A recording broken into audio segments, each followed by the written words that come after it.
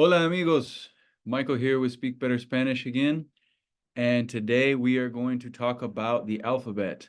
Now, unlike in English, Spanish is a very phonetic language, which means that studying how to say the letters is going to go far when it comes to pronouncing and. So, with that being said, here is the Spanish alphabet, or el abecedario. Let's go ahead and hear how the letters are pronounced.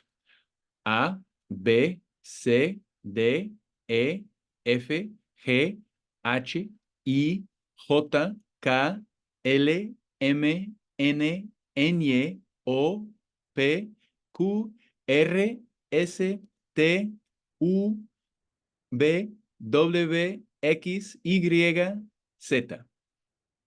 Okay, very good. So a couple of things to note here. You might have heard or noticed that both B and B are pronounced the same. That means for us English speakers, B and V.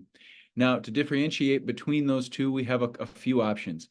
With our letter B, you could say B grande, B larga, or you could just give an example when you were spelling a word, and you could say something as in B de burro, or B as in donkey.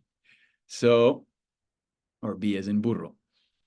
Same goes with V.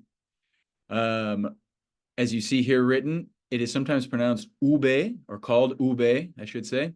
And we can also call it B corta, B pequeña, B chica.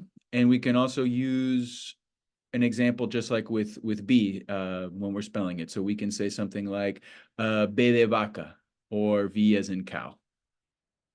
Okay, something else you might have noticed if you have been learning Spanish for a while is that we no longer have, according to the Royal Academy of Spanish, the letters che or ch, or the double L, eye, or a distinction between ere and r in the alphabet. Now, that doesn't mean that those sounds have gone away. They're just no longer included in el abecedario.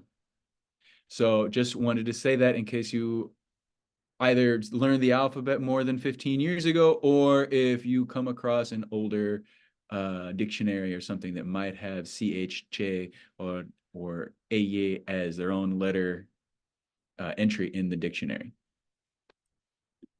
Okay, so that's going to be it for today. If you have any questions, you can go ahead and put them in the comments. Or if you have any other creative ways for differentiating between how we spell with the letters B and V, you can also go ahead and put those in the comments. If you would like to take a class with me on pronunciation or grammar or anything else Spanish related, you can.